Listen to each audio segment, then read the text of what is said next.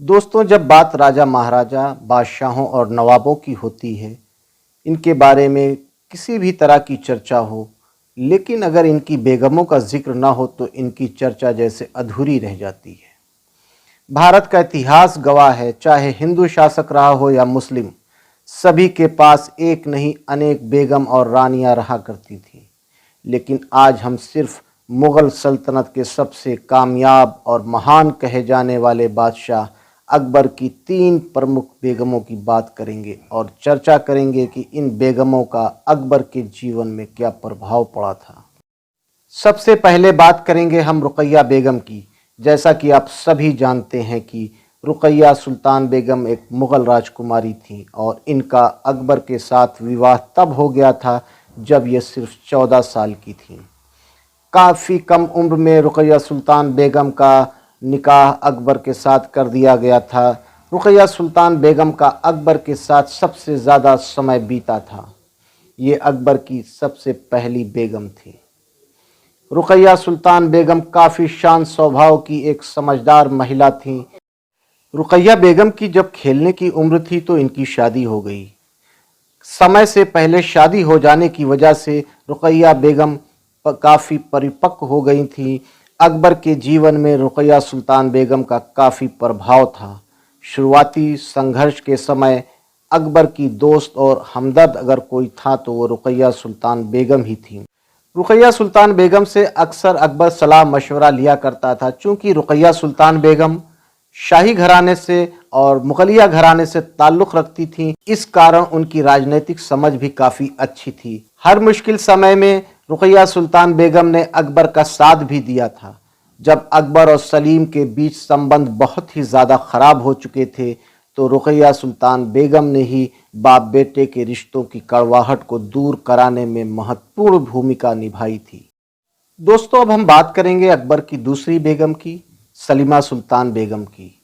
अकबर की सबसे खूबसूरत बेगम थी सलीमा सुल्तान बेगम।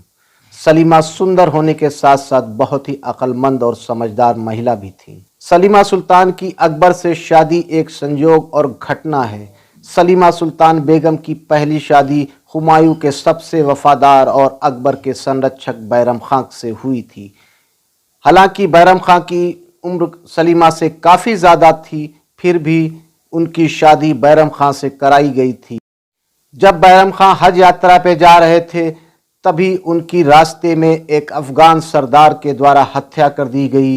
बैरम खां को अपना सबसे बड़ा दुश्मन मानते थे, इसी कारण बैरम खां की हत्या कर दी गई। मुग़ल सल्तनत को भारत में कायम करवाया था तो उसमें सबसे महत्वपूर्ण भूमिका थी बैरम खां की, जिन्होंने अफगानों को हरा के फिर से एक बार हिंदुस्तान पर मुग़लिया सल्तनत का परचम फहराया था। इसी वजह से अफगान बैरम खां को अपना सबसे बड़ा शत्रु मानते थे और मौका मिलते ही बैरम खां की दुर्भाग्यपूर्ण तरीके से हत्या कर दी गई थी। बैरम खां की हत्या के बाद सलीमा सुल्तान बेगम के दिन गर्दिश भरे हो गए थे। हरम में भी उनके साथ अच्छा व्यवहार नहीं किया जा रहा था। जब इसकी सूचना अकबर को मिली तो अकबर ने एक शाही संदेश भेजकर सलीमा सुल्तान बेगम को आगरा बुलवाया और उनसे निकाह कर लिया, जिससे कि उनको शाही संरक्षण मिल सके। सलीमा सुल्तान के एक बेटा भी था जिसका नाम रहीम था। ये वही रहीम है जो आगे चलकर अब्दुल रहीम खान खाना के नाम से मशहूर हुआ और अकबर के नौरत्नों में शामिल हुआ। अकबर सलीमा सुल्तान बेगम की सुंदरता से ज़्यादा उनकी बुद्धिमत्ता से प्रभावित था। सलीमा सुल्तान बेगम भी एक शाही परिवार से संबंध रखती थीं और उनकी काफ़ी अच्छी राजनीतिक मामलों की समझ भी थी। अकबर अपने ज़्यादातर राजनीतिक मामलों में सलाह मशवरा भी सलीमा सुल्तान बेगम से लिया करता था। सलीमा सुल्तान बेगम भी दरबार के कामों में काफ़ी व्यस्त रहती थीं और हिस्सा लिया करती थीं और तमाम मुश्किल समय में अकबर को सलाह मशवरा भी दिया करती थी। अब हम बात करेंगे इतिहास की सबसे चर्चित और मुग़लिया सल्तनत की सबसे मशहूर बेगम की, अकबर की तीसरी बेगम, अकबर की तीसरी पत्नी यानी कि एक राजपूतानी की, जिसने अकबर को अकबर महान बनाया। हम उसकी बात करेंगे, जिसने अपने कार्य और चरित्र से भारत के इतिहास में अपना नाम हमेशा के लिए अमर कर दिया। हम उसकी बात करेंगे। आपने सही समझा, हम बात कर रहे हैं जोधाबाई की। जोधाबाई ही अकबर की वो पत्नी थी जिन्होंने अकबर को बदल दिया। जोधा अकबर का इतिहास एक रोचक कथा है। जोधा अकबर प्रेम कथा ने उस समय हिंदू मुस्लिम संस्कृति के मिलाप की नींव रखी थी। जोधाबाई से अकबर का विवाह भी एक राजनैतिक घटना है।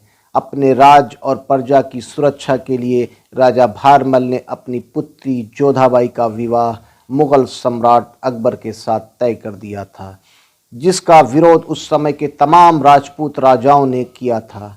विरोध के बाद भी राजा भारमल ने जोधाबाई का विवाह अकबर के साथ कर दिया और इस विवाह ने भारत के इतिहास में एक नया आयाम और अध्याय लिख दिया।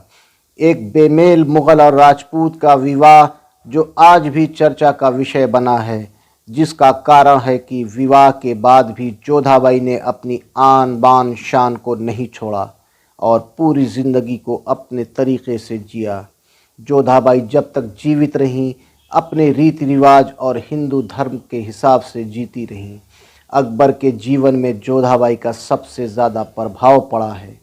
अपने प्रभाव और रसूख से उस समय के सबसे शक्तिशाली राजा को अपने चरित्र में ढालने का साहस था, तो वो थी सिर्फ जोधा।